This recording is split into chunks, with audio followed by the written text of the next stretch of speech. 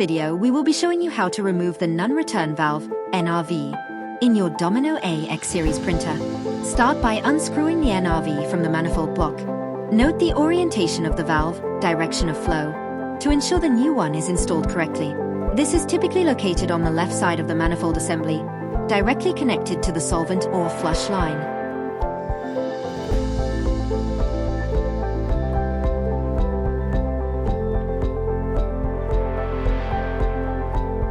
Once the screws are removed, gently lift the valve and pull away from the ink block.